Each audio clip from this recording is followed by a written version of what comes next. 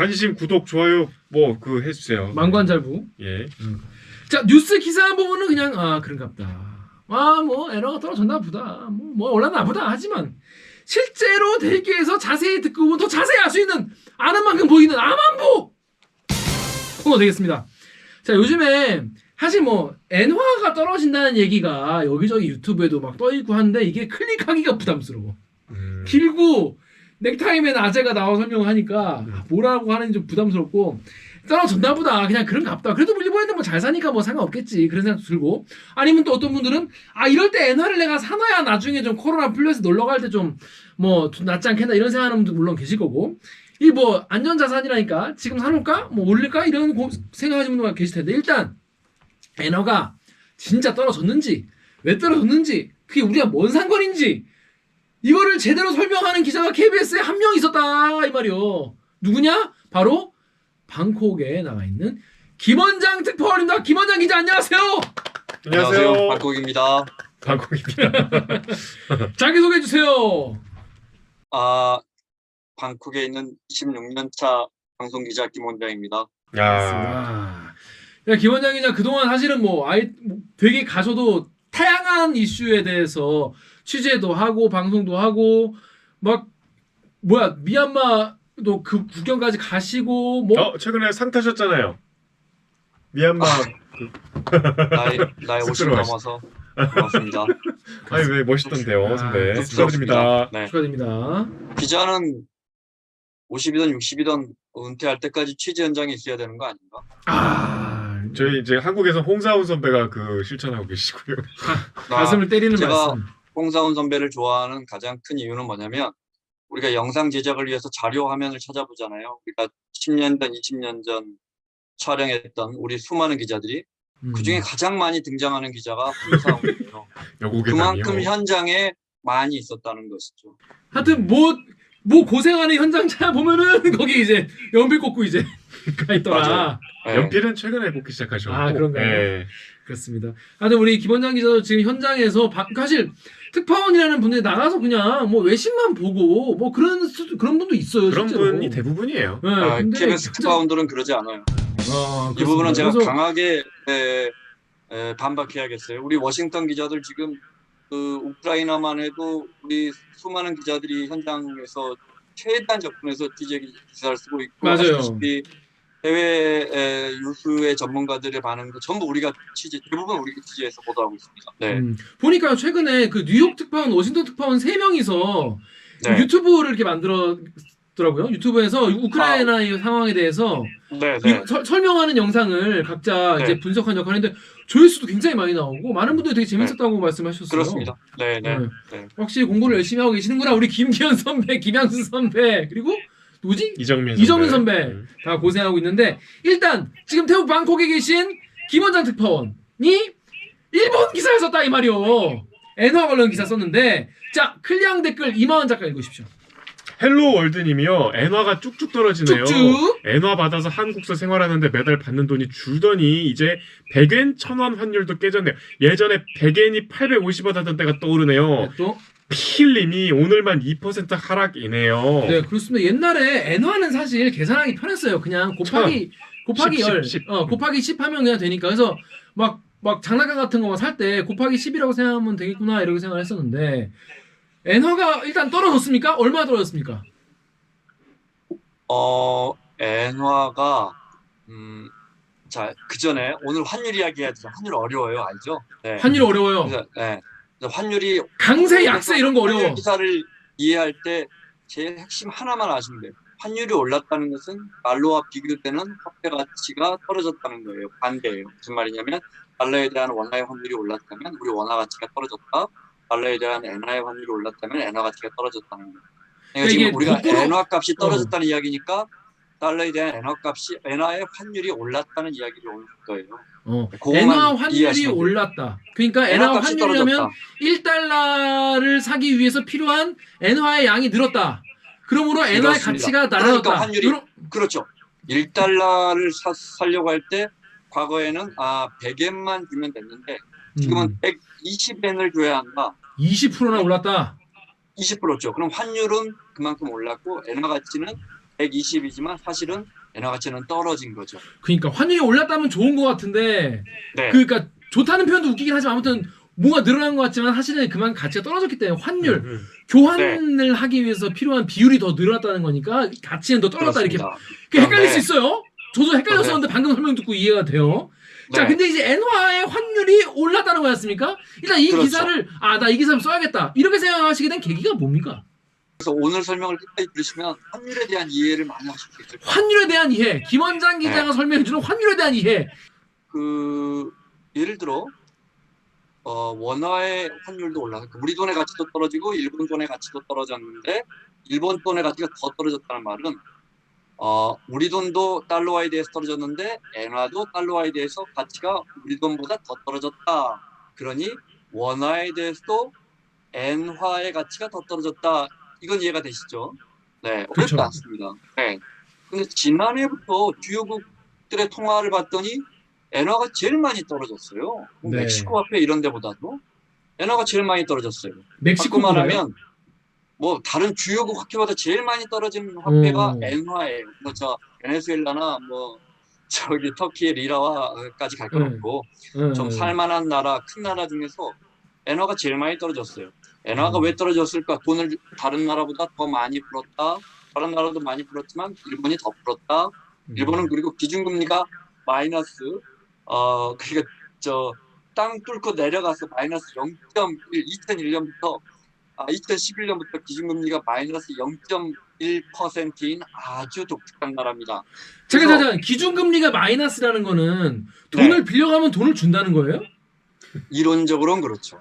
그렇게 해서 시장 실세 금리는 거의 0%에 맞추고 제로 금리. 네. 이제 잠시 후에 설명드리겠지만 10년물 국채는 거의 0%에 맞추려고 중앙은행이 노력하는 거죠. 중앙은행이 내일부터 0%예요 하면 0%가 되는 게 아니고 중앙은행이 계속 채권을 사고 팔고 하면서 금리를 낮추는 겁니다. 그런데 일본 중앙은행이 10년물 채권, 다시 말해 10년 지나면 원금과 이자를 돌려드릴게요 하는 그 채권의 이자율을 0으로 맞췄다는 말은 뭘 의미할까? 이게 중요합니다. 일본의 기업들이 10년 동안 돈을 빌릴 때 공짜로 빌려 쓰도록 2011년부터 했다는 뜻입니다. 기업 입장에서는 신용만 있으면 돈을 공짜로 빌려 쓸 수 있으니 얼마나 유리합니까?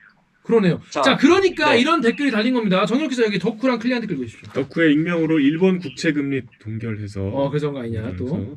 클리앙의 곰곰이님이 다른 나라들이 금리 인상을 마구 하니까 반면 일본은 금리 조금이라도 인상하면 휘청거린다. 네. 자, 일본이 여기까지는 누구나 많이들 아실 거예요. 금리를 낮추고 또 중앙은행이 시중 통화량을 그러니까 쉽게 말해 엔화를 찍어내서 미국처럼 양적 완화라고 하죠. 네. 왜 완화라고 하냐면 퀀터테이티브 이징을 우리말로 엉터리로 해석해서 그래요. 그래서 양적으로 이징 희석화 시켜버리는 거예요. 돈을 얼마나 돈을 많이 풀어버리느냐. 물타기. 그 물타기입니다. 물타기. 네. 그때 일본이 제일 먼저 시작했는데 이제 전 세계적으로 미국도 하고 유로존도 하죠. 근데 지금 이제 돈을 다 회수하려고 하죠. 근데 이제 돈을 회수하는 단계 전에 기준금리를 올리고 양적 완화를 중단하는 테이퍼링이 있고 그 다음에 돈을 회수하는 이렇게 세 단계가 있는데 아시다시피 이제 미국이 기준금리 한 번 올렸고 앞으로 계속 올린다 이렇게 하면서 다른 나라의 채권금리는 올라가겠죠. 그만큼 기준금리 올린 것만큼. 그렇죠. 그러면 다른 채권값이 올라가면 일본의 채권값도 올라가기 마련입니다. 네. 왜 그럴까요? 당연히 그러겠죠. 채권이란 게 저 믿죠. 저한테 5년 10년만 저 돈 좀 빌려주실래요? 이 채권 가져가시고 저한테 돈 빌려주시면 제가 약정한 그 채권에 써져 있는 그 이자를 드리겠습니다. 이렇게 하는 거잖아요. 네. 그런데 미국에서 돈을 빌리려고 하는 기업이나 정부가 우리 영주다가 우리 1만큼 줄게 1%만큼 그러면 사람들이 그 채권으로 가버리겠죠. 그렇죠. 그러면 누가 일본의 채권을 인수하겠습니까?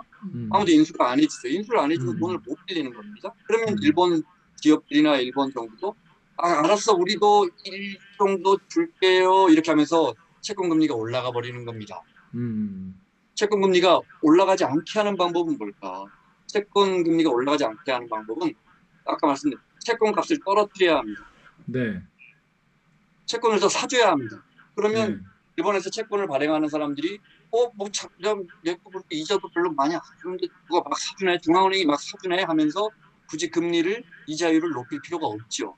그래서 중앙은행이 채권을 마구잡이로 사는 겁니다. 정말 어마어마한 정도로 채권을 사들이는 것을 양적 완화라고 하는데, 다른 나라는 유로나 미국은 이미 이걸 이제 중단하겠다고 하고 금리를 올리고 있는데, 일본은 이걸 하면 안 되니까 엔화를 어떻게든 낮춰야 되니까 1월 달에 프로다 중앙은행 통계가 이 부분 중요합니다.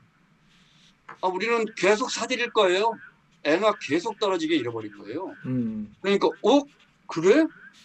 그러면 뭐 일본 채권값은 계속 사들이면 채권값은 오르고 채권금리는 떨어지겠죠. 채권값과 채권금리는 거꾸로 가니까. 그래서 그렇게 되겠지만 사람들이 엔화값은 어떻게 되겠어요? 중앙은행이 계속 엔화는 계속 찍어낸대, 채권 계속 산대. 그러니까 그러면 일본 외환시장에서 더 흔해질 것 같은 엔화를 사는 사람이 없겠죠. 엔화 수요가 떨어지는 겁니다. 엔화는 갈치값이나 배지값이나 외환시장 똑같습니다. 갈치도 많이 나오면 가치값 떨어지잖아요. 네. 도쿄 외환시장에서 엔화가 중앙은행이 엄청 사들인데 엔화가 더 흔해질 거야 생각하면 엔화를 팔겠죠. 그래서 엔화 값이 단기적으로 많이 떨어진 겁니다. 제 이야기가 길어졌는데, 그러니까 지난해도 많이 떨어졌는데 최근에 단기적인 그런 미국발 금리 인상으로, 그런데도 일본 중앙은행이 시중 금리를 더 낮게 유지하려고 양적 완화를 계속한다는 말 때문에 단기적으로도 더 많이 떨어졌어요. 계속 떨어져요. 그런데 이게 그냥 떨어진 걸까? 아니면 일본이라는 나라가 정말 힘을 잃고 경제가 힘을 잃고 일본 제품들이 매력을 잃어서 떨어지는 건 아닐까라고 제가 의심의 글을 던져본 것입니다. 자, 제가 제대로 이해했는지 제가 말씀드릴게요. 하나씩. 일단 기본적으로 일본 중앙은행이 채권을 사들인 거예요. 왜냐? 채권이라는 거는 그냥 증서고, 이거를 사가려면 돈을 내야 되는데, 그 돈을, 이거를 사람들한테 채권을 사들이니까 엔화가 풀리는 거죠. 은행이 갖고 있는, 중앙은행이 갖고 있는 돈이 풀리니까. 그렇습니다. 그러니까 엔화가 많이 늘어났고, 엔화가 많이 늘어났고, 그 상황에서 사람들이 자꾸 채권을 파니까, 중앙은행이 거기서 파니까. 제가 부연 설명을 하나 드릴게요. 양적 완화에 대해서 더 쉽게 설명드리자면, 제가 미국은 심리에 이제 회사채까지 사들이는데, 제가 망하기 직전에 포드라는 회사예요. 그 회사채를 발행하면 제가 이자를 5% 드릴게요. 저희 회사가 힘들어서 그러는데 저희한테 돈 한 8천억만 빌려주세요. 저희는 정말 미국의 큰 회사 포드랍니다. 사람들이 안 사요. 그래요? 우리가 10% 1년에 10% 이자를 드릴게요. 저희 회사채 좀 인수해 주세요. 저 회사 망한다던데 안 사요. 그래서 우리 대우채는 한 30% 1억 원 채권을 갖고 있으면 1년에 12월 31일 날 채권 만기되면 제가 3천만 원 드릴 테니까 제발 대우채 좀 인수해 주세요. 30%까지 올라가는 거예요. 그렇게 시중의 채권 금리가 올라가는 걸 막기 위해서 중앙은행이 몇 %라고요? 5%요? 4%에 사줄게요. 해줘버리는 거예요. 그러면 기업이 살겠죠. 네, 그리고 그 돈이 어디로 가요? 그 돈이 기업으로 가는 거죠. 그쵸. 시중에 풀리는 겁니다. 네. 은행으로 가고 투자은행으로 가고 심지어 기업으로 가고 정부로 가고, 그러면서 시장의 돈이 풀리는 겁니다. 금리는 낮아지는, 시장의 금리는 낮아지는 거고. 금리라는 게 사실은 돈의 가치다 마찬가지인 거잖아요. 그렇죠. 돈의 값이죠. 돈의 값. 돈의 값이죠. 네. 근데 이제 이 엔화가 워낙 많이 풀리다 보니까 양적 완화, 물타기 막 많아지니까 그 돈의 가치가 떨어지는데, 지금 엔화가 떨어지는 게 과연 단기적으로 지금 양적 완화를 계속 해왔고, 이 국채를 계속 사들임으로써 엔화가 많이 풀려서 생기는 단기적인 어떤 그런 이유에서인지, 아니면 일본이라는 나라의 어떤 경제 다이내믹스 자체가 활동력과 매력을 잃어가서 실제로 엔화 그 자체의 가치 자체가 떨어지는 것도 있는 건지, 김원장 기자가 이거 있는 거 아닌가라는 생각에 이 글을 쓰게 되셨다는 거 아니겠습니까? 네. 그런데 이미 그런 지적은 일본 안에서도 수많은 경제학자들이나 금융권에서 이미 분석이 돼 있던 거고요. 저는 그런 걸 이제 전하는 기자니까요. 네, 정리를 해서. 그런데 화폐 가치라는 건 제가 말씀드렸지만 아까 배추값하고 똑같다고 했잖아요. 네. 그 나라의 제품이나 그 나라 자체의 인기, 그 나라의 심지어 문화까지 모든 걸 감안해서 그 나라의 화폐 가치가 올라가는 겁니다. 그래서 음, 음. 30년 전보다 영국의 파운드화가 높아졌다면 영국이 세진 겁니다. 30년보다 전보다 영국 파운드가 약해졌다면 영국이라는 나라가 심지어 문화력까지도 시들해진 겁니다. 예를 들어 영국에서 나오는 뮤지컬 하나라도 덜 본 겁니다. 뮤지컬 하나라도 보려면 영국의 주식을 사던, 영국의 뮤지컬, 영국에서 차를 사던, 영국의 런던에서 부동산을 사던 파운드화로 환전해야겠죠. 그러면 런던 그죠. 외환시장에 가서 저 달러 있는데요, 저 원화 있는데요, 파운드화 주세요 하고 바꾸겠죠. 파운드화를 사겠습니다라는 수요가 높아지는 겁니다. 그래서 그 나라의 화폐 가치가 떨어진다는 건 그 나라의 힘이 줄고 있다는 겁니다. 지금 예를 들어 터키 리라와 같은 경우에 올해 물가 상승률이 60%, 엔화 값이 화폐 가치가 엄청나게 떨어지고 있는데 이 말은 무슨 말이냐면 그 나라 제품을 살 것도 없고 그 나라에 관광도 하지도 않는다는 겁니다. 그 나라의 수요가 터키라는 나라에 대한 수요가 줄어들고 있다는 건데 큰 틀에서 보면 엔화 값이 계속 내려오니까 정말 일본이라는 나라가 경제가 힘을 잃고 있는 건 아닌가라는 의심이 커지는 거죠. 그리고 거기에 단기적으로 무슨 일이 생기면 엔화는 안전자산이라 금 같은 달러 같은 거가 원래는 리만 브라더스 사태 같은 때도 엔화 값이 올라갑니다. 심지어 일본 대지진 났을 때도 일본 안에서 그렇게 큰 문제가 생겼는데도 엔화 값이 올라갔습니다. 불안하면 우리가 금을 사듯이 엔화 자산을 산 겁니다. 그런데 러시아 전쟁이 터지니까 엔화 값이 오르지 않고 오히려 떨어져 버린 겁니다. 네. 그러니까 의심하는 사람들이 저 봐, 일본 경제의 기초 체력이 떨어지는 거야라고 더 의심이 강화되고 있는 그런 상황입니다. 근데 저 궁금한 게 이 환율 네네. 얘기를 하면은 네, 이 뭐 엔화의 가치가 올라가면 환율이 떨어지는 거 아니겠습니까? 달러 대비 네. 이제 줘야 될 엔화의 수가 줄어드는데 그럼 이제 수출하는 입장에서는 또 그만큼 짜증나는 거 네, 아니겠어요? 네, 이거를 근데 국가 입장에서는 이거를 잘 조절을 해서 네. 수출도 잘 되는데 내수도 잘 되고 엔화 가치도 너무 많이 뭐 이제 떨어지지 않게 이런 거를 하기 위해서 이렇게 하는 펼치는 정책이 또 따로 있잖아요. 고환율 정책이죠. 우리도 했었습니다. MB 때 강만수 장관과 함께 MB가 정말 필사적으로 밀어붙여서 우리 돈의 가치를 떨어뜨렸습니다. 그러면 어떤 장점이 있느냐? 앞서 네. 설명드렸지만 이 부분도 꼭 말씀드리고 싶은 부분입니다. 아베 정권이 2012년에 들어서고 구로다 총리가 2013년에 임명돼서 지금까지 엔화 값을 최선을 다해 떨어뜨렸습니다. 이유가 있겠죠. 일본 경제를 살리려고. 어떻게? 수출로 살리려고. 1달러가 100엔이라고 봤을 때 네. 1달러를 수출하면 일본의 기업은 100엔을 가져옵니다. 그런데 엔화 값을 120엔으로 떨어뜨려 놓으면 1달러에 그러면 일본 기업은 1달러어치를 팔 때 가져오는 엔화가 120엔이 되죠. 그렇죠. 가만히 앉아서 똑같은 제품을 팔았는데 일본 정부가 엔화 값을 낮춰주면 일본의 소니나 도요타는 그만큼 더 많은 돈을 벌어올 수 있고 그 말은 바꿔 말하면 1달러에 팔던 걸 대충 80센트에 팔아도 똑같은 수입을 올릴 수 있으니까 가격 경쟁력을 얻을 수 있는 겁니다. 그래서 그렇죠. 수출을 많이 하는 나라들은 가급적 화폐 가치를 낮추려고 그러고 미국처럼 무역 적자가 심한 나라는 중국, 일본, 한국처럼 수출을 잘하는 나라를 상대로 야 너희들 자국 화폐 가치 떨어뜨리지 마. 환율 조작국으로 지정해버려. 환율 조작국 지정되면 어떻게 되는지 알지? 니네가 수출하는 세탁기 뭐 철강 이런 거에 막 40% 관세 때려버릴 거야. 이렇게 하는 거예요. 그래서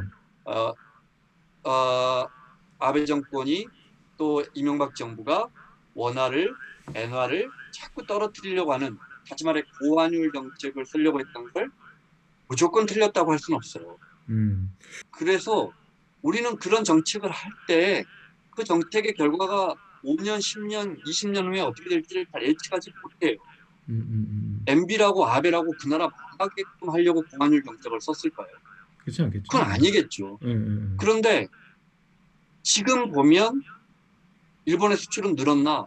일본은 2007년 이후에 수출액이 2007년 한 번도 늘지 못, 2007년을 회복 못하고 있어요. 15년 동안 수출이 잘 안 늘어요. 그렇게 해줬는데 그 다음에 이 부분이 정말 중요합니다. 고환율 정책을 써서 자국 화폐 가치를 떨어뜨리면 그 나라 국민들이 힘듭니다. 왜냐하면 앞서 1달러짜리 샴푸를 수입하는데 과거에는 100엔이었다면 지금은 120엔을 내야 되니까 수입하는 입장에서는 10%나 반대네요. 그러니까 기업들을 위해 엔화 가치를 낮춰놓은 만큼 국민들은 그만큼 더 부담을 져야 하는 것입니다.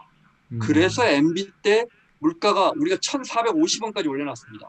계속 환율을 떨어뜨려서. 그랬더니 이제 국민들 물가가 오르고 장바구니 물가가 올라서 여론이 안 좋아지니까 MB 물가라고 기억하시죠? 맞아요. 난리가 났습니다. 특히 기름값이 많이 올랐죠. 그러니까 어떤 게 이익일까? 국민들이 희생하면서도 기업을 살려서 수출을 살리면 그 돈이 기업 국내 투자로 들어와서 국민들의 소득이 되고 또 일자리가 늘어나서 소득이 늘고 그러면 세수가 늘고 그래서 다 같이 선순환이 될지 아니면 국민들이 힘들어져서 일본이 지금 경상수지가 툭하면 적자가 나거든요. 네. 일본이란 나라가 영원히 흑자국일 것 같은 일본이란 나라가 툭하면 지금도 7달째 적자일걸요. 경상수지가. 적자를 봐요. 왜냐하면 수출을 하려고 엔화값을 낮춰놨더니 수입하는 물건의 값이 올라버렸잖아요. 그렇죠. 예. 그러니까 장부상 적자가 발생하는 거예요.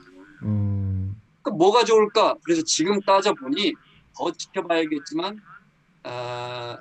자국화폐를 낮추는 고환율 정책은 아베나 이명박 정부의 고환율 정책은 여러 경제학자들이 전망하듯이 오히려 부작용만 더 컸구나. 지금 그렇게 드러나고 있거든요. 네. 물론 이걸 누구나 단언할 수는 없습니다. 그렇죠. 이거 뭐 결과론적으로 얘기할 수 있는 거니까. 네. 할 때는 뭐 잘하려고 했겠죠. 아니면 뭐 수출하는 기업이 좀 잘 됐으면 하는 마음이 있었을 수도 있고 뭐 여러 네. 가지 이유가 있을 텐데.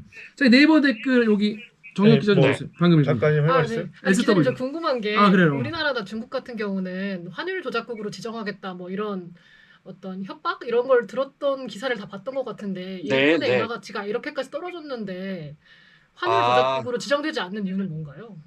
정말 좋은 지적입니다. 정말 좋은 지적. 좋았어. 우리 기재부 기자들이 이런 질문을 기자실에서 안 던져요. 음. 자, 결론만 말씀드리자면 좋다. 그 환율 지역국 지정이라는 것 자체가 그게 이제 그냥 지정하는 게 아니에요. 네네. 그 나라의 성장률 대비해서 네 나라의 무역 적자의 그 수치대로 해갖고 세 가지가 걸려야 돼요. 근데 우리는 다행히 한두 개만 걸려서 사실은 이제 겁박만 하는 거죠. 적당히 조절해라 이렇게. 그런데 일본은 넉넉하게 봐줬죠. 왜냐하면 그 모든 경제적 의사결정은 정치적이기 때문입니다. 그 국내 정치 때문이 아닐 텐데 왜 무슨 정치적 그 이해가 걸려 있다고 봐야 되는 거예요? 아니 일본 여러 가지 백악관의 선택이 있을 수 있지만 네. 일본은 중국이나 한국은 눈치 보면서 자국 화폐 가치를 막 떨어뜨리려는데 일본은 대놓고 화폐 가치를 떨어뜨리는데요. 근데 백악관에서 여긴 뭐 우리하고 더 친하니까 좀 봐줘. 이럴 수도 있고 또 근데 걔들은 화폐 가치를 떨어뜨려도 토요타 말고는 수출하는 게 없더라. 한국 애들은 다 치고 올라오는데 별 타격이 이럴 수도 없어서. 있는 거고 여러 가지 이유가 복합적이겠죠. 자, 그럼 댓글 한번 읽어볼까요? 그럴까요? 네. 네이버의 플로 아니 SW 고 다시 읽게. 네이버 SWW8 땡땡땡님이 일본 기업들 리턴하라고 엔저 유도하고 있는 거다. 그래야 고용 창출 계속하고 수출로 먹고 살도 호시절로 들어갈 수 있으니 네. HAPP 뭐 땡땡님이 어쩌다는 무슨 아베노믹스로 돈 풀어서 그런 거지. 클리앙의 다퍼주마님이 엔고 때문에 일본에서 엔저 만들려고 돈을 막 찍어낸다고 들었다. 네, 일본 네. 기업들이 지금 해외에 많이 나가 있나 봐요. 그거는 어디서부터 이야기를 할까요? 원인이 경제학에서 원인은 수많은 원인이 그렇겠죠, 있을까요? 그렇죠. 예. 그런데 이제 내수가 줄고 디플레가 심해지면서 쉽게 말해서 일본 안에서 먹을 게 점점 없어지죠. 그럼 기업들은 어디로 가겠어요? 당연히 해외로 나가겠죠. 그러니까 GDP에서 일본이 수출이 차지하는 비중이 20%밖에 안 돼요. 저도 이번에 찾아보고 깜짝 놀랐는데 우리가 거기 40% 정도 되니까 수출가라면 이 정도 돼야 되는데 우리도 떨어진 게 40이에요. 그런데 20밖에 안 되는 거예요. 그러니까 엔저로 도움을 받는 그 비중이 그만큼 줄어든 거죠. 그러니까 이 정책이 더 효과가 없는 거죠. 그런데도 아베는 10년 동안 아베 정권과 노다 총재는 10년 동안 이걸 매달려가지고 지금도 안 돼, 더 떨어져야 돼. 여기서 금리 올라가면 우리 죽어 이런다고요. 사실 선택의 여지가 없거든요. 그다음에 여기서 이제 다 퍼주마님이 엔고 때문에 일본에선 엔저 만들려고 이거는 무슨 말이냐면 플라자비 때 플라자비가 85년인가요? 제가 85년일 겁니다. 그때 아시죠? 미국이란 나라가 환율을 딱 찍었잖아요. 네, 일본이나 독일, 영국, 4개 프랑스 잘 사는 나라 재무장관들을 플라자비로 불러서 수출을 너무한다. 너희 돈 가치를 좀 올려야겠어. 그래서 네. 그 뒤에 3년 후에 엔화 가치가 거의 2배로 올라가니까 1,000만 원에 팔리던 도요타 승용차가 3년 후에 2천만 원에 팔리는 거죠. 그러니까요. 2,000달러 팔리겠습니까? 그때부터 이제 일본 경제가 급격히 나락으로 추락해서 그때부터 일본 사람들의 마음, 일본의 외환 당국자의 마음속엔 그때부터 이 씨가 자란 거죠. 엔화를 가치를 억지로 올려버린 엔화 가치를 떨어뜨려야 우리가 산다. 틀린 말이 아닌데 일본 기업들이 수출 기업들이 너무 줄어들었고 또 해외로 많이 나갔고 정말 나쁜 말이지만 중요한 말이에요. 그리고 사실 옛날만큼 수출할 게 많지 않아요. 게다가 해외에서 그럼 돈을 벌잖아요. 기업들이 해외 나갔으면 옛날에는 어떻게 했냐면 엔화 가치가 유지가 되거나 엔화가 안전자산이라 무슨 일이 생기잖아요. 돈을 벌었어요. 한 1조 정도 벌었다. 삼성전자는 1년에 60조 버니까 소니나 이런 기업들이 옛날에 얼마 많이 벌었겠어요. 벌면 그 달에 독일에서 벌었다. 독일에서 TV 팔아서 벌었다. 그러면 유로화로 벌었겠죠? 네. 유로를 갖고 들어오죠. 유로를 갖고 들어와서 자기 집에 유로화를 쌓아놓나요? 아니죠. 뭐든 하려면 엔화로 바꿔야죠. 도쿄 외환시장에 또 갑니다. 가서 저기 여기 1조 원짜리 유로화 있는데요. 엔화 주세요. 이러면서 엔화 수요가 올라가서 엔화가 유지가 되는 겁니다. 가치가 올라가거나 유지가 되는 겁니다. 그런데 여러분이 생각할 때 도요타 미네엔지국이에요. 우리가 돈을 1,000억을 벌었어요. 1년 동안. 근데 엔화 가치가 자꾸 떨어져요. 그럼 무슨 생각을 할까요? 지사장은. 우리 야 이거 가져가서 엔화로 환전해봤자 엔화 값이 떨어지니까 우리 여기 그냥 쥐고 있자. 아니면 야 이거 달러로 바꿔놓을까? 달러 값 계속 올라간다? 이렇게 될 수 있죠. 그렇죠. 그러면서 일본의 엔화를 찾는 수요가 도쿄 외환시장에서 자꾸 줄어드는 거예요. 구조적으로. 그런데도 계속 엔저 유지만 하고 있는 거예요. 답이 그거밖에 없으니까. 그러니까 그걸로 수출할 기업도 줄었고 해외에서 돈을 벌어가지고 일본으로 갖고 오는 기업들도 줄었는데도 자꾸 안 갖고 오니까 엔화는 더 떨어지는 거예요. 엔화가 더 떨어지니까 외국인이면 일본 사람이면 와타나베라고 그러죠. 일본의 엔화 투자자들.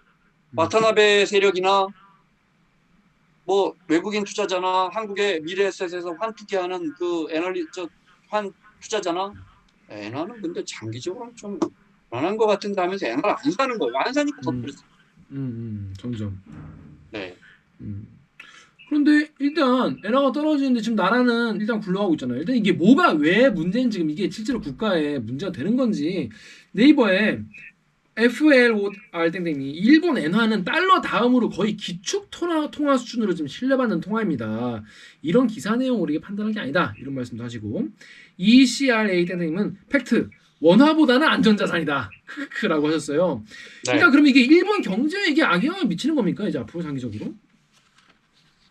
일단 이런 기사뿐만 아니고 우리가 어떤 미국이나 어느 나라를 지적할 때 우리나 잘해. 우리보단 그래도 나아. 이런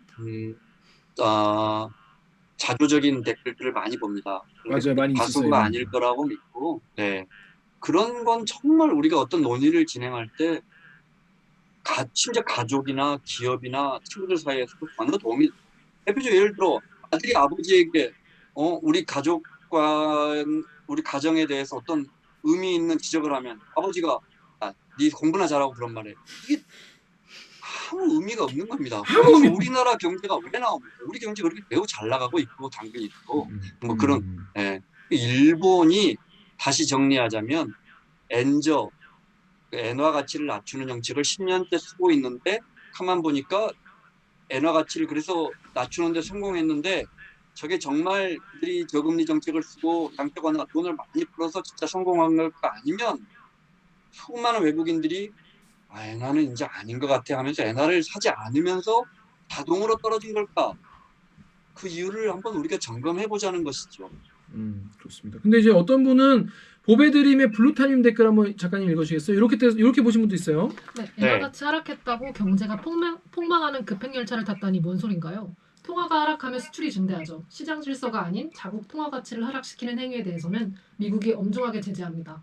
우리나라도 통화 조작국으로 의심 많이 받았습니다. 정부가 그때마다 미국에 가서 직접 해명 많이 했어요. 수출을 증대하는 가장 쉬운 방법이 통화 가치를 하락시키는 거죠. 다만 차과를 빌려주는 나라는 자국 통화가 하락하면 돈을 되돌려받아야 할 때 손해를 보는 겁니다. 일부 댓글에서 일본의 수출이 예전만 하지 못하니 효과가 없다고 하는데 일본은 내수 경제가 탄탄한 나라입니다. 심지어 자원도 풍부하죠. 수출 안 해도 버티죠. 수출을 증대하는 가장 쉬운 방법은 통화 가치를 하락시키는 거다. 그런데 왜 2007년 이후에 일본의 수출은 2007년 최고치를 뛰어넘지 못하고 있는 겁니까? 엔화 가치를 그렇게 놨잖아요. 수출이 증대하지 않았다. 이분한테 그걸 여쭤보고 싶고요. 일본은 내수 경제가 탄탄한 나라입니다.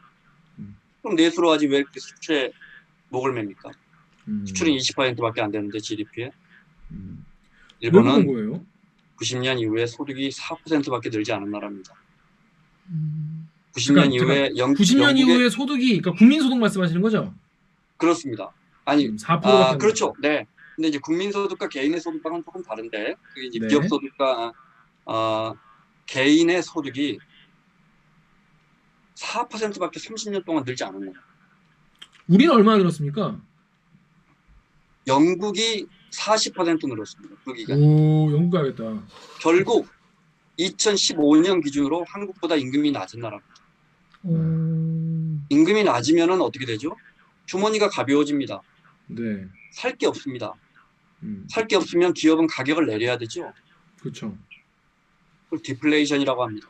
그런 나라를 일본은 내수 경제가 탄탄하다고 말씀하시는 건 저는 1983년쯤에 사셨던 분입니다. 지금은 그렇지도 않다는. 지금 전혀 그렇지 않습니다. 네. 그러니까 우리가 그래서 안 되니까 도저히 안 되니까 일본은 싸구려라는 표현이 자극적이긴 한데 cheap Japan이라고 지금 구글에서 검색을 해보십시오. 얼마나 많은 언론과 스타들이 cheap Japan, 싼 일본, 싸구려 일본에 대한 문제점을 제공하는지 다이소뿐만이 아닙니다. 히트텍의 그 러닝 내복뿐만이 아닙니다. 상업지의 부동산부터 시작해서 예를 들어 메리어트 호텔 중에 선진국 상위 10개국 우리나라까지 서울의 메리어트 시작해서 도쿄, 런던, 바르셀로나 가장 싼 데를 찾아봐서 단연 일본입니다. 일본 도쿄에서 지금 스타벅스 드립으로 자금도 얼마일까? 우리나라 얼마쯤 하죠? 우리나라 이제 드립은 더 비싸잖아. 리저브라면 막 5,000원 이렇게 아메리카노가 한 4,000원 하죠. 일본 3,600원이라고 하거든요. 제 기사를 보고 우리 도쿄 특파원 후배가 영수증을 찍어 보내왔는데 제가 보내드릴게요. 편집할 때 쓰세요. 3,600원 정도 하더군요. 이게 물론 물가가 싸면 국민들이 소비를 늘려서 좋은 점이 있죠. 네. 그런데 디플레이는 그렇지 않습니다. 사람들이 아예 안 사는 거예요. 싸구려만 튀어다니는 거예요. 그러면서 경제는 점점 매출은 줄어들고 기업은 투자를 하지 않고 매출이 줄어드는데 기업이 투자를 안 합니까? 공장을 짓지 않고 사람을 더 내보냅니다. 더 해고합니다. 그러면 국민들의 주머니는 더 마르죠. 결국 할 수 있는 건 뭐겠습니까? 일본은 아직 기술력이 있으니까 수출에 의존하는 겁니다. 그런데 자꾸 한국과 중국한테 밀립니다. 중국한테도 밀립니다. 어떻게 하겠습니까? 엔화 가치를 떨어뜨리자. 그것만이 살 것이다. 그래서 10년 동안 떨어뜨렸는데 결국 많이 떨어졌습니다. 생각보다 정말 많이 떨어졌습니다. 그런데 이게 정말 일본이 이제 좋아졌느냐 한번 따져보자는 것이죠. 근데 왜 계속 떨어뜨립니까? 좋은 질문입니다. 그거 말고 답이 있습니까? 아니 그러니까 이제 엔화를 떨어뜨린다는 거는 수출 경쟁력이 있거나 선배 네. 말씀대로 네. 어떤 내수를 통해서 도모할 만한 경제 규모이거나 아니면 기업들이 어떤 혁신적으로 계속 뭐 글로벌 브랜드가 성장하는 뭐 이런 기업들이 늘어나거나 뭐 저 테슬라 같이 네. 그런 경쟁력도 없는데 이제 뭐 지금 선배 말씀대로 수출로 더 이상 뭐 활로를 찾을 수도 없는데 왜 계속 이러는 좋은 지적이에요. 자, 그럼 우리가 복잡한 통계를 떠나서 제가 숫자를 오늘 너무 많이 들었는데 일본이 잘 살려면, 한국이 잘 살려면, 중국이 잘 살려면, 또 제가 있는 태국이 잘 살려면 그 나라 제품을 많이 팔아야 합니다. 네, 맞아요. 그 나라 국민들이 그 안에서 또 많이 사줘야 되고 소비는 누군가의 소득이라고 여러 번 말씀드렸죠. 네. 또 수출을 많이 해야 합니다. 그래서 달러를 많이 갖고 들어와야 합니다. 네. 그래야 자국 화폐 가치가 올라가면서 그 나라가 성장합니다. 그런데 예를 들어 지금 런던에 있는 젊은이들 중에 일본의 어떤 제품을 사면 야 이거 메이드 인 재팬이다 좋지 부럽지라고 인스타그램에 올릴 수 있는 게 뭐가 있을까요? 두 분이 세 분이 하나만 집어보세요. 플레이스테이션. 내가 어? 말해. 닌텐도. 어떤 거? 닌텐도 게임. 닌텐도 닌텐도 스위치. 플레이스테이션. 경쟁력 있죠. 음. 소니 핸드폰? 야, 나 소니 핸드폰 샀어.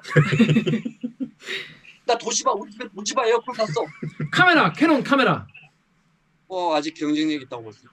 아니, 카메라. 그러니까 일본의 경제를 우리가 뭐 무시할 수는 절대 없습니다. 일본은 네. 여전히 중국한테 밀렸지만 세계 3위 경제대국 G3고요.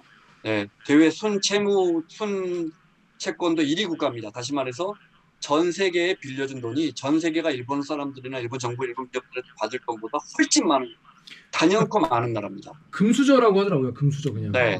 그러니까 일본 경제를 무시할 수는 없지만 일본 경제에서 여러분 보시기에 진짜 렉서스 말고 도대체 뭐 예를 들어 여기 뭐가 될 때는 이제 국뽕이라고 보실 수도 있지만 뭐가 될 때는 진짜 문화적인 흐름까지도 여기 그렇죠. 사람들은 아무 의미 없는 한글을 붙이고 다녀요. 한국 사람들은 차에 한국의 음. 중고차도 왜냐면 우리 예전에 내 차에 캐누드도 없었는데 캐누드 뒤에 붙이고 다녔잖아. 맞다. 캐누드 20년 전에 맞아. 유행이었어. 네. 뭔가 멋있어 보이거든. 미국 걸 네. 붙이면 네. 그런 것처럼 여기는 뭔가 한국적인 걸 하면 그러니까 여기 마스크도 전부 한글로 마스크 한글로 다 포장이 되어 있어요. 근데 뒤에 보면 메이드 인 차이나예요. 모든 걸 한글로 써놓고. 왜냐하면 한글로 하면 잘 팔리거든. 코리아라고 하면 잘 팔리거든. 그게 인도네시아도 그런 그렇고 제품이- 많이 그렇다고 하더라고요. 그런데 이 국뽕은 여기까지. 일본 요즘 여러분이 느끼는 일본의 넷플릭스에서 일본 영화가 엄청나게 히트했더라. 일본의 누구 가수가 미국에서 진짜 밀리언셀러로 팔더라. 부터 시작해서 없어. 독일 사람들, 유럽 사람들이 요즘 오사카 부동산을 싹쓸이하고 있다. 이런 말 들어봤어요? 아니. 없죠. 그런 것들이 모두 다 외환시장과 관련, 그 나라 화가치와 관련이 있거든요. 아까 말씀드린 것처럼 그런 걸 소비해야 엔화가 올라가요. 일본의 아파트를 사고, 일본의 전자제품을 사고, 일본의 뮤지컬을 보고, 또 일본의 관광을 가서 하는 것들이 다 옛날 같지 않죠. 물론 엔화값이 떨어졌으니까 우리가 관광을 가긴 더 좋죠. 그런 장점들이 있죠. 그래서 제가 말씀드린 것처럼 X다 O다 할 수 없지만 지금 볼 때 엔저가 과연 제대로 되고 있느냐. 근본적으로 일본 경제가 근본적으로 체력이 약화돼야죠. 팔아먹을 게 없는 나라가 된다면 엔저로 아무리 발버둥 친들 무슨 소용이 있을까. 그런 말씀을 드리고 싶은 거죠. 근데 기자님 궁금한 게 네, 엔저 정책을 포기할 수 우리 없는 그 두 분 이유가 기자들 있나요? 질문보다 훨씬 질문 내용이 좋아요. 감사합니다. 아니 엔저 정책을 포기할 수 없는 이유가 있나요? 뭐 그걸 포기하면 경제에 큰 영향을 미치나요? 이제 그로다 총재가 1월 달에 우리는 강력한 양적 완화 기조를 유지하겠습니다. 때부터 이제 엔화가 본격적으로 떨어지기 시작했거든요. 그러니까 다시 말해서 전 세계가 다 이제 금리를 인상하고 양적 완화를 서서히 줄여 나간다고 하더라도 우리는 이 길을 갈 수밖에 없습니다. 라고 말했는데 이건 뭘 의미할까요? 그만큼 일본 경제가 더 이륙하기가 더 무겁다는 거죠. 그래서 물가가 조금 더 오르고 소비가 좀 늘고 수출도 조금 늘었다고 해도 아직 먼 거죠. 그러면 바꿔 말하면 선진국은 왜 금리를 올릴까? 물가가 막 전년 대비 막 세상에 미국에서 7%씩 오르잖아요. 30년 만에 최고치. 그 말은 무슨 말이냐면 그걸 사겠다는, 커피를 사겠다는, 자동차를 사겠다는, 요트를 사겠다는, 영화를 보겠다는, 미용실을 가겠다는 수요가 엄청나게 늘어서 경제가 잘 되고 있다는 거예요. 바꿔 말하면. 일본은 자꾸 물가가 내려가요. 그러니까 계속 돈을 풀 수밖에 없는 거죠. 그래서 돈을 풀면 엔화 가치가 아까 말씀드렸죠. 배추값처럼 엔화를 자꾸 찍어내면 유통량을 늘리면 엔화 가치는 단기적으로든 떨어질 수밖에 없는 거죠. 그런데 방금 이제 와서 인플레이션 말씀하셨는데 이런 네, 댓글 네, 있어요. 네. 루리앱의 아덴시아님이 네, 일본은 엔화 약세도 약세인데 인플레이션 걱정도 해야 된다. 임금이 오르지 못하는 경제 구조에서 인플레이션은 그냥 죽자는 얘기인데 이게 지금 전 세계적인 인플레이션이 오고 있기 때문에 일본이 네. 막는다고 막아질 수가 없을 것 같다. 이런 걱정도 있어요. 아, 표현이 다소 잘못됐습니다. 음. 결론적으로 말씀드리면 일본은 간절히 인플레이션을 원합니다. 오히려 예. 네. 그러니까 우리나라도 2% 정도 중앙은행이 인플레이션 목표치를 갖고 있습니다. 물가 인상 목표치. 물가가 5%, 10%씩 오르면 안 되지만 터키처럼 60%씩 오르면 망하지만 물가 2% 정도 올라주는 게 제일 적당한 거예요. 음. 근데 일본은 그게 안 되거든요. 오히려 물가가 마이너스로 가버릴 때도 많습니다. 그게 디플레이션입니다. 음. 그러니까 이 정책을 계속해서 수출이라도 그래서 달러라도 더 많이 벌어오자. 그럼 기업들이 투자를 조금이라도 늘리지 않겠느냐. 여기에 매달리고 있는 거죠. 일본의 구로다 하루이코 총재가 소비자 물가 상승률이 2%에 도달할 수 있을 거다 이렇게 전망을 했다는 기사도 있어요. 희망이죠. 소비자 물가 네. 상승하는 게 그래도 일단 결국 이제 경제 활력을 사는 데는 도움이 될 텐데 네. 근데 클리앙의 호루스님은 일본 경제가 회복 탄력성이 없어진 게 아니냐 이런 우려도 나오고 있다고 합니다. 하지만 자민당 정부는 지금 세상 바뀐 줄 모르고 정책을 그대로 쓰고 있는 게 아니냐 이런 지적도 있다고 하는데 이 회복 탄력성 없어진 것 같다는 우려는 왜 나오는 겁니까? 다시 한번 말씀드리지만 일본 정부는 물가 인상 지금 전 세계가 물가 때문에 곤욕을 치르고 있는데 물가 인상, 인플레이션 때문에 일본 경제는 오히려 간절히 물가 인상을 원하기 때문에 그래서 디플레이션으로부터 인플레이션 반대죠. 디플레이션으로부터 벗어나기 위해서 99년부터 이렇게 초저금리 정책을 펴오고 엄청난 천문학적인 양적 완화를 해오고 있고 아직도 목이 마른 겁니다. 이게 그만큼 뭐 경제가 더 무거운 거죠. 네. 그런데 단기 몇 년 만에 네. 이게 일이 아닌 거잖아요. 일본 같은 경우는 그죠? 그럼요. 네. 서서히 일본 경제는 무거워지고 추락하고 있고 급기야 한국보다 임금이 더 낮아진 또 하나 우리가 여기서 생각해 볼 문제가 있습니다. 우리 툭하면 일부 신문들에서 어디 기업 연봉 높다. 정규직화 시키면 안 된다. 세상에 어느 기업은 연봉이 이런 거 하잖아요. 자꾸 네. 급여를 낮추고 또 뭐 최저임금 높였더니 결국 중국으로 베트남으로 떠난 방직공장 회장님 인터뷰를 하죠. 우리 종업원들을 정말 끝까지 지키고 싶었지만 최저임금을 올리면서 더 이상 버티지 못하고 그러면 우리보다 임금이 훨씬 낮은 베트남이 좋은 나라예요. 임금이 마치 그 신문들은 아무리 대기업들이 광고를 준다지만 임금이 낮은 걸 손으로 몰고 가잖아요.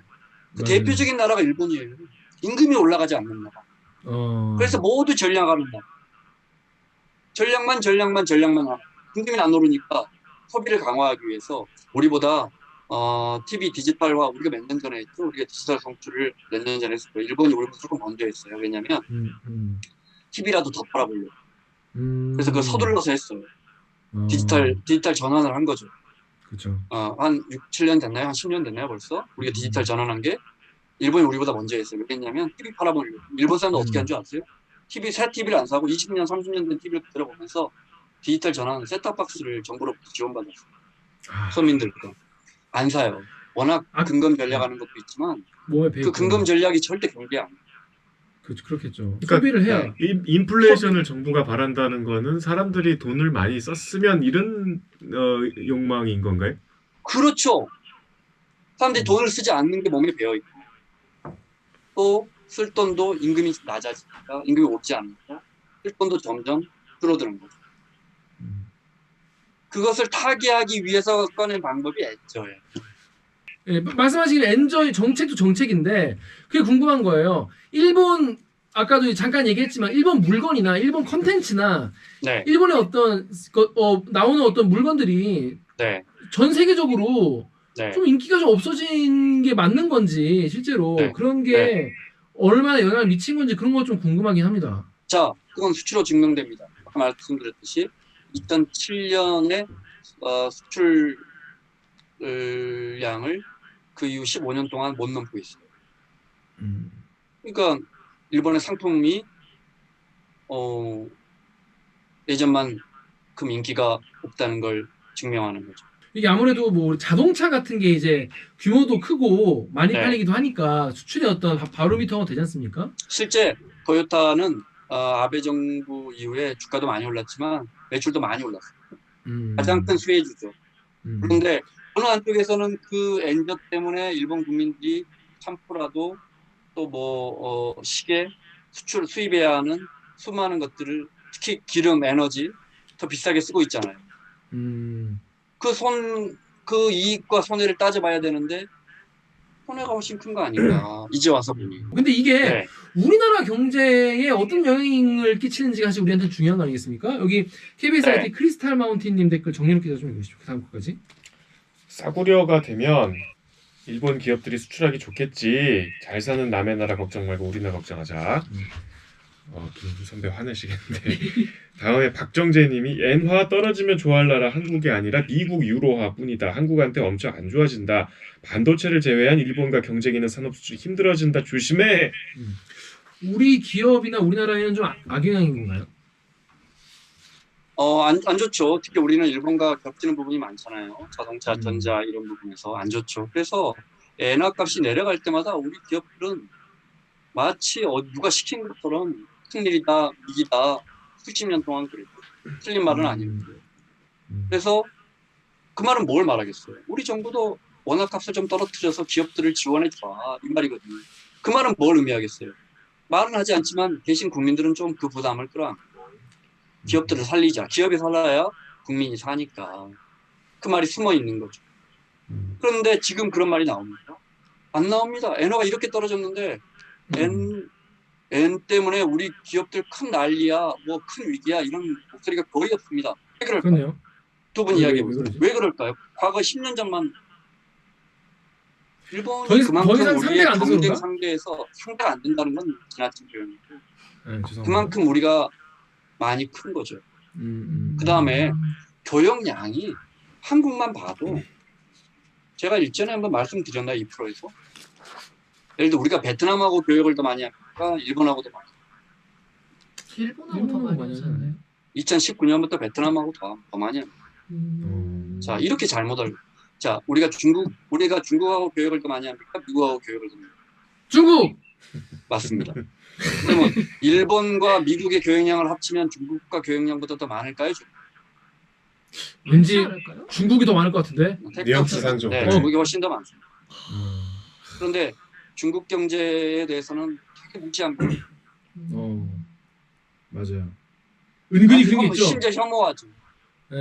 그러면서 그래서 여기 보면 이 사람아 뭐 그래도 일본 무시하지만 일본 경제 무너지면 우리 무너져라고 말하면서 우리보다 교역량이 많은 그럼 제가 이렇게 표현해 볼까요? 베트남 경제 무너지면 우리 경제 무너져라는 표현은 왜야? 우리가 베트남과 교역량이 더 많아요. 우리가 일본을 무시하자는 말이 절대 아닙니다. 아니죠. 하지만 현실을 직시해야 합니다. 네, 우리 베트남과의 교역량이 아마 작년 기준, 재작년 기준으로 유로를 넘어섰습니다. 이유를. 그러니까 정말 30년 전 마인드를 갖고 있으면서 일본 심기 건들면 안 돼. 아니 일본과 그죠. 친하게 지내면서 수출도 많이 해야죠. 그렇죠. 네, 이제 하나 말해볼까요? 음. 무역액이 1조 달러가 넘는 나라가 전 세계에 한국 등 10개 나라밖에 없어요. 미국, 뭐 또 하겠죠. 영국, 독일, 뭐 중국, 일본, 뭐 딱 짚이죠. 그 중에 흑자를 보는 나라가 한국, 독일, 네덜란드, 중국밖에 없습니다. 흑자가 네, 흑자 보는 나라가 무역을 많이 하지만 흑자라는 게 이렇게 힘들어요. 그만큼 경쟁력이 있는 거죠. 그 최대 흑자국 중에서 중국한테까지 흑자를 보는 나라는 한국밖에 없어요. 독한 민족이죠. 독하다. 그런데 우리가 적자를 보는 나라가 있어요. 일본이에요. 우리가 불가피하게 수입을 더 많이 해야 한단 말은 우리가 없는 걸 일본이 갖고 있다는 뜻이거나 우리가 그렇죠. 만드는 것보다 더 싸게 좋게 만든다는 뜻이겠죠. 네. 네. 바꿔 말하면 일본은 다른 나라 경쟁력은 이루면서도 아직도 한국만큼만 경쟁력을 유지하고 있는 거죠. 일본이 우리한테 소중하지 않다가 아니고 진짜 일본한테 소중한 나라는 한국인 거예요. 우리한테 소중한 나라가 중국인 것처럼 돈을 버는 나라가 한국이거든요. 경상도가 고객이니까 고객사. 그렇죠. 적자 전환했는데도 정말 한국은 정말 수십 년째 무역 수지가 대일본 무역 수지가 우리 적자거든요. 이런 이사님, 것들을 그러면은 네. 일본이 수출 규제했을 때는 그게 협박이 아니라 약간 자학인 거네요. 본인이 수출을 그때는 못하게 처음에 해서. 시작할 때 협박이라고 생각했겠죠.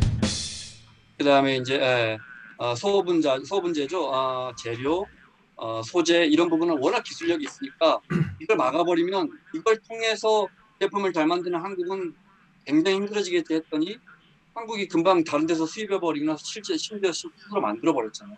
네. 네. 그래서 우리 정부가 처음에는 굉장히 저자세로 임했죠. 이걸 풀려고. 그런데 3개월, 6개월 지나면서 SK나 이런 기업들이 다 만들어버리는 거예요. 그걸. 음. 오히려 그럴 때 우리 정부에서는 이번 기회를 그만 줘버리자. 그래서 수입길이 막히면 우리 대기업들이 중소기업을 살리겠구나. 왜냐하면 그걸 만들게끔 그 제품을 납품하게끔 그렇게 정책이 돌아섰죠. 일본 정부도 말은 하지 않지만 이런 지적이 일본 안에서 일어나지가 않아요. 이런 지적이 일어나야 일본이 깨치는데 일본이 언론이 꽉 막혀 있는 나라고. 그러다 그렇다고 보니까 하더라고. 네, 그러니까 일본 우리 같은 NHK 보면 정부 비판이 거의 없죠. 네, 일본 뭐 새로운 빨래대가 나왔습니다. 이런 거 주로 뉴스를 만들죠. 그러니까 일본도 깜짝 놀랐을 거예요. 한국이 정말 소재 분야에서까지 재료 분야에서까지 이렇게 어, 우리를 의존 안 해도 살 수 있다니 네, 그렇게 된 거죠. 그러니까 다시 한번 말씀드리지만 그러니 우리가 일본을 완전히 이겼네. 뭐 자만해도 된다는 말씀이 절대 아니죠. 일본은 큰 경제 대국입니다. 하지만 거대한 경제 대국이 2차 대전 이후에 세계 두 번째 경제 국가였던 일본이 지금 얼마나 저물고 있나. 모든 나라가 그 나라의 웬만한 나라는 그 나라의 SNS를 갖고 있습니다. 우리도 카톡을 갖고 있죠. 그렇죠. 미국 사람, 러시아 사람 다 갖고 있습니다. 네. 페이스북 메신저부터 시작해서 트위터도 메신저가 있고 수많은 메신저를 쓰고 중국 애들은 다 뭐 자기들 거 쓰고 그죠? 그렇죠. 네. 일본 뭐 씁니까? 라인 써요, 라인. 라인 씁니다. 우리 거 얘 씁니다. 검색 엔진도 없잖아. 걔 야후 쓰잖아. 그러니까 야후 그 구석기 말기쯤에 있었던 검색 엔진인데. 그렇죠, 그렇죠. 우리나라도 옛날에 쓰지 자, 않았어요, 야후? 아주 옛날에. 자, 예를 들어 뭐가 있을까요? 전 세계가 코로나로 위기가 되자 전 모든 선진국이 백신을 만들어냈습니다. 미국, 독일, 영국, 심지어 러시아, 심지어 중국까지 만들었습니다. 심지어 여기 태국까지도 여기 쭈라롱콘 대학에서 만든다고 했습니다. 일본 백신 어디 있습니까? 일본 나라가 예전 같지 않은 겁니다. 예전 같지 않으면 그 나라의 자산을 투자하는 사람, 일본의 부동산을 투자하는 사람, 그 나라의 주식을 사는 사람, 그 나라의 채권을 투자하는 사람, 그 나라의 화폐를 사는 사람, 그 나라의 뭐 예를 들어 영화를 구입하는 영화 유통업자, 모든 사람들이 그 나라 제품을 과거보다 덜 삽니다. 그러면 엔화에 대한 수요가 떨어지는 겁니다. 엔화 가치가 떨어지는 겁니다. 그래서 의심하는 겁니다. 경제가 허약해져서 저렇게 엔화 가치가 떨어지는 건 아닐까? 근데 이렇게 우리가 의심하게 된 거죠. 네. 환율도 있지만 또 주가가 있잖아요. 니케이 지수 같은 게 있잖아요. 네네. 일본의 그러면 주식 시장 같은 경우에도 계속 그러면 박스권인 거예요? 증시 많이 올랐죠. 제가 지금 정확한 수치는 모르겠지만 네. 그렇지만 니케이 지수가 정말 많이 올랐는데 근데 아마도 1990년 니케이 지수가 4만이었던 거예요. 2만 7천이었는데 야 지금 2만 7천 정도 되네. 일본이 91년에 2만 6천 정도 됐는데 니케이 지수가 2만 7천 2만 7천 정도 됐는데 지금 2만 7천 정도 되네. 그러니까 언제예요? 91년도에 2만 5천, 2만 7천 정도 했던 니케이 지수가 지금 2만 7천 정도니까 와 그때 주식 산 사람이 지금도 존버하고 있어야 되는 거잖아. 그래서 몇 년이에요 지금? 30년 가까이. 30년 가까이. 네. 그러니까 그때 당시에 얼마나 거품이 심했나도 알 수 있고 반대로 일본 경제가 그 이후에 얼마나 물론 지난 한 10여 년 동안 니케이 지수는 한 2배 이상 올랐어요. 올랐지만 아직도 전고점을 크게 못 뚫고 있다는 건 일본 경제가 얼마나 무겁다는 거. 결국 외국인들이 그만큼 일본 주식을 사는데 과거만 하지 못하다는 걸 반증하는 거죠. 네. 그렇죠, 그렇죠. 우리 뭐 한국 사람들도 뭐 미주 하지 뭐 일주 하는 분들은 또 많이 없으니까. 네. 자, 그렇습니다. 이게 환율이 어떤 것인가에서부터 엔화가 실제로 떨어졌다. 근데 이것이 정부의 이 정책과 이제 중앙은행이 양적 완화로 인한 것이기도 하고, 그리고 일본 경제 전체에 대한 매력이 떨어진 것은 아니겠느냐, 이런 거에 대한 김원장 기자의 이야기를 들어봤어요. 자, 마지막 여기 덕후 댓글 정유럽 기자 좀 읽어주십시오. 뭐요? 15페이지 밑에 있는 거. 익명으로 덕후의 마지막 문구 정확한 말이다. 마지막 문구 뭐예요? 의도적인 양적 완화와 엔저로 수출은 잘 되는 것처럼 보이지만 그 상황에서 일본 기업은 미국과 맞먹을 정도의 경제 대국으로 맞는 기술 혁신을 더 이상 만들지 못하고 있다는 거. 와, 지금까지 깐죽거리다가 댓글로 이제 김원장 선배랑 가장 일치한 댓글을 찾아왔네. 이 댓글이 좀 통찰력이 있다고 봐야 되는 건가요? 더 지켜봐야 되죠. 그렇지만 많은 석학들이 최근에 엔화 가치 하락을 보면서 어떤 지적들을 하고 있냐면, 혹시 기울어져가는 일본 대기업들에게 지난 10여 년 동안의 엔저 정책이 영양제가 된 게 아니고 마약성. 왜냐하면 1억을 벌어오는데 그 엔저로 1억 2천을 벌어오게 되니까, 그러면 사람이 기업이 경쟁력이 좋아질 수도 있지만 돈을 더 벌어왔으니까 우리 연구 투자를 더 하고 더 좋은 제품을 만들자 이럴 수도 있지만, 사실은 망할 기업이 망하지 않고, 또는 혁신해야 할 기업이 지금도 잘 팔리는데 엔저 때문에 지금도 매출 좋은데 이러면서 그 마약에 취해 있는 건 아닌가, 이런 정말 이어지고 있습니다. 네. 온실 속에 화초로 큰 게 아니겠느냐는 거예요. 자, 그렇습니다. 이제 이게 사실 국가도 국가지만 개별 기업들도 있는데, 진짜 아까 이제 김원장 기자가 말한 것처럼 좀 뭔가 인상에 남는, 지금 세계 경제를 이끌어간다거나 뭔가 우리가 뭐 한 번쯤은 들어보거나 뭐 경제 기사에서 볼 만한 이 뭐가 없으니까. 아니 근데 전 더 놀란 게 일본이 G3입니까? 진짜로? 세 번째죠. 네. 아직 그래요? 네. 중국 다음이고요. 네. 그 다음에 이제 영국, 독일, 프랑스 줄줄줄 있다가 9번째에 사우스 코리아가 있습니다. 그러니까 이게 일본 무시하는 나라는 전 세계에서 한국밖에 없더라고요. 특이한 민족이죠. 네. 특이한 민족이죠. 네. 그렇습니다. 지금 이제 그 기사 보신 분도 많이 계시고, 또 요즘에 또 엔저에 대한 영상도 많이 올라오긴 했는데, 이게 어떤 내용인지 좀 감이 안 오시던 분도 많이 계셨을 거예요. 근데 김원장 기자가 한번 쭉 설명을 드렸습니다. 선배, 연결된 김에 네. 저 질문 하나 하고 싶은데, 오늘 주제와 상관이 없는데 네. 왜 질문을 굳이 드리냐면, 제가 최근에 전주성 교수님이라고 이화여대 교수님이 쓴 재정전쟁이라는 책이 있는데, 네. 그걸 구하다 보니까 이게 어떤 대목은 마치 선배 보라고 쓴 대목 같은 게 있어요. 네. 그러니까 이제 우리가 코로나 시대를 겪으면서 이제 적자 재정을 운영하면서 이제 막 여러 가지 현금성 지원을 하는데, 네. 이제 거기에 대해서 불가피성을 선배가 여러 번 이제 논리적으로 말씀해 주셨는데, 네. 거기 이제 뭐 이런 직접적인 표현까지는 아니지만, 예를 들면 이제 내용 전체가 재정 적자를 그렇게 우습게 보면 안 된다. 큰 코 다친다. 왜냐하면 네. 우리나라는 기본적으로 정부에 대한 신뢰가 선진국보다 낮아서 증세가 어렵고, 그 다음에 선진국들은 GDP 대비 복지 지출이 20%인데 우리는 12%밖에 안 되기 때문에 어차피 이거는 간극이 커서 선진국과 이 일시적인 재정 적자를 비교하는 것 자체가 무의미한데, 마치 선진국은 돈을 다 푸는데 우리도 더 풀어야 된다 이렇게 얘기하는 거는 남미로 가자는 얘기랑 다를 바 없다, 이런 주장이었거든요. 네. 그런 거에 대해서 어떻게 생각해요? 저는 이거 선배 보라고 쓴 책이라고 심지어 느껴지기도 했는데. 네. 중요한 거는 경제를 하면 할수록, 저는 뭐 경제학자도 아니고, 저보다 경제를 많이 아시는 분이 수도 없이 많으십니다. 그런데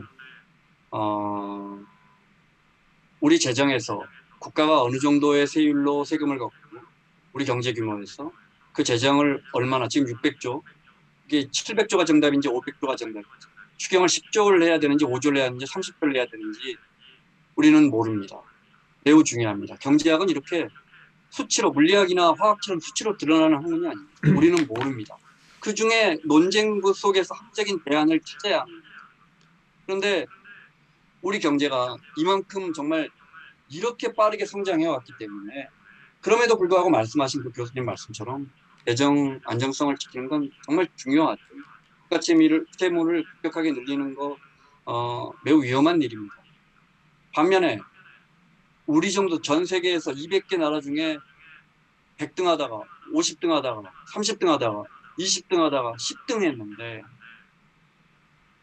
이쯤에서 우리가 속도를 좀 늦추고 뒤돌아서 혹시 우리 뒤에 낙오된 우리 국민이 있는 건 아닌지 더 놀아보자라는 내가 쓰레기가 되는 것 같은데. 그런 지적을 할 시점이 아닌가.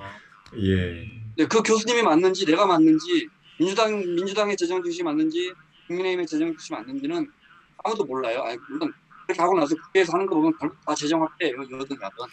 그래서 사실 보수도 없고 진보도 없는데, 네. 그런데 지금 새 대통령 당선자가 뭐래요? 50조 한다잖아요. 자영업자 지원. 네, 맞아요. 우리 정치권은 진보도 없고 보수도 없다니까 그냥 반대만 할 뿐이에요. 네, 반대만 할 뿐이에요. 그럼 이 교수님은 먼저 쓰고 지금 저 보수 진영의 새 당선인에게 뭐라고 할까요? 딱방 지적을 하세요. 재정 좀 아껴 써라고. 청와대도 옮긴다는데. 예. 그러게. 죄송합니다. 그렇습니다. 사과드리고요. 네, 네. 자, 김원장 기자 본인이 이제 썼던 기사에 대해서 저희가 궁금했던 점 그리고 그 기사에 달렸던 반박글 혹은 또 응원글 혹은 또 궁금한 점 이런 거를 한번 짚어봤습니다. 오늘 방송하셨는데 한 말씀 소감 부탁드리겠습니다. 자, 이 말씀 드리고 싶어요. 일본이 왜 경제가 가라앉나? 일본 사람들이 옛날만큼 연구를 안 하거나 일본 사람이 옛날만큼 일을 안 할까요? 일본 사람들이 갑자기 미련해졌을까요? 왜 그럴까요? 결정적인 요소가 하나 있어요. 여러분 아시죠? 인구가 줄어요. 네. 우리는 경제활동 인구가 줄고 있지만 일본은 이미 전체 총인구가 줄고 있고 빠르게 줄고 있어요. 경제에서 인구 증가만큼 치명적인 게 없어요. 그 나라 인구가 100명이라면 100명이 소비하고 생산한 걸 합쳐서 GDP라고 하죠. 근데 그렇죠. 인구가 2명 줄어봐요. 98명 갖고 해야 돼요. 그러니까. 바로 2% 마이너스예요. 성장률 2% 마이너스. 우리가 IMF 때 성장률 6% 마이너스. 인구 6명 줄면 매년 IMF. 매년 IMF. 인구가 그렇게 중요해요. 자, 그러면 우리도 일본보다 더 빠르게 저출산이 강화되고 있으니까 우리도 당장 닥쳐올 위기겠죠. 어쩌면 일본보다 더 기술력을 완성하지 못하고 일본만큼 국민소득이 높지 않은 상황에서 그 위기가 찾아올지도 몰라요. 그러면 결혼 않고 아이 낳지 않는 문화를 우리 정부나 우리 사회가 가장 우선순위에 두고 고쳐나가야 돼요. 그런데 우리 사회가 그러고 있어요. 정치권이 그러고 있어요. 그러다가 뭐 하려고 그러면 재정을 아껴야 합니다. 그건 다음에. 뭐 하려고 하면 여성 인권이 중요한가요? 그 뭐 하려고 하면 아니 기업이 힘들지 왜 자꾸 종업원들 편을 드세요? 그러면서 자꾸 애를 낳고 육아를 하기 힘든 환경을 고치려고 전혀 않습니다. 우리 언론의 거의 모든 기조를 고치죠. 저출산을 고치려는 저출산이 다 심각하다고 말하면서 저출산을 고칠 만한 예를 들어 남성의 육아휴직에서 남자들도 애 좀 볼 수 있는 그래서 일하는 여성들을 확보할 수 있는 그래야 전문직 여성들이 결혼으로 일을 포기 안 할 거 아닙니까? 그렇게 해서 남성의 육아휴직을 확대하면 도대체 기업은 돈을 어떻게 버나 자꾸 왜 이런 법만 그래서 다들 그냥 월급 공짜로 먹는 법만 만드나 이런 식의 시각을 하면서 저출산은 줄이재요. 이게 앞뒤가 안 맞는 사회로 가고 있잖아. 계속 그러고 있습니다. 그러면 그렇죠. 어떻게 되겠어요? 일본처럼 되는 거예요. 가장 중요한 거는 빨리 우리가 결혼을 좀 해야겠네요. 기여하고 계시네요. 저도 하고 여성 선배 결혼하고 이렇게 하겠습니다. 그게 혼나고 있는 거예요. 그러니까 내가 제일 저출산에 기여하고 있어서 니네들만 우리나라 일본처럼 만들어. 내가 나도 모르게 매국노 짓하고 있었구만. 말은 했지만 니네가 결혼을 쉽게 할 수 있을지는 참. 저희도 열심히 하는데 안 되니까 하려고 합니다. 숙연해지네요. 전화 끊고 싶어요. 그런데 오늘 너무 말씀 감사하고 핸드폰이 너무 뜨거워. 그러니까 이제 핸드폰 다음에 이제 선배 제가 그 집 주소 알려드리면은 알려주시면 제가 거기다가 헤드셋 하나 보내드릴게요. 기도 안 받고셔. 계속 좀 오른쪽 귀만 쓰고 계셔. 됐습니다. 하여튼 오늘 고생하셨고 저희 구독자 여러분께 빠이빠이 작별 인사 하나 부탁드리겠습니다. 늘 고맙고 사와디캅. 콩콩캅. 감사합니다. 콩콩캅 빠이빠이. 네 녹화 여기까지 하겠습니다. 고생했어. 시간이 끌어버렸어. 고생하셨어요, 감사합니다. 작가님. 선배까지 할게요. 네, 그래. 자, 어이구 정혁 기자 지금 뭐야? 근데 엔저 얘기 그 전에 알았어요? 아, 저 이 정도는 알죠. 오. 저 경제 잘하네요. 설명 들었는데 어떻습니까? 빨리 결혼해야겠다는 생각이. 네. 아니 또 이제 국가와 어떤 통계와 무역의 이야기를 좀 개인과 연결시키는 건 좀 아직이야? 비약인 것 같습니다. 나 하나쯤이야. 저희는 저희야 이제 지금 다 둘 다 노총각인데 나 하나쯤이야.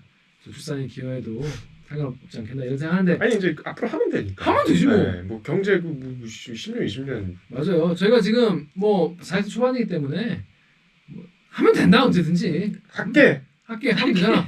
좀 도와주십시오, 여러분. 도와주려면 어떻게 되나? 하지 마. 구독과 좋아요, 알람 설정해 주시면 되겠다 이런 말씀드릴게요.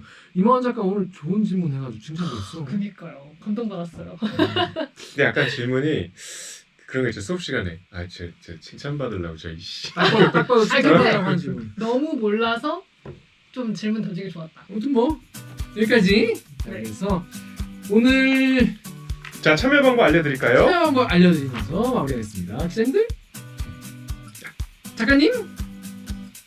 아, 네. 댓글 읽어주는 기자들은 매주 수요일과 목요일 유튜브, 팟빵, 아이튠즈 파티, 네이버 오디오 클립을 통해 업로드됩니다. 대리께서 보고 싶은 기자나 기사 다뤄주고 다뤄졌으면 하는 기사가 있다고요. 있으시면요. 인스타그램, 유튜브, 팟빵 계정에 오늘 댓글을 영상도 구독과 좋아요 오네가시마스. 잊지 말고 꼭 눌러주십시오. KBS 뉴스 좋았어. 또 만나요. 안녕. 또 생각. 오프닝 줘야지.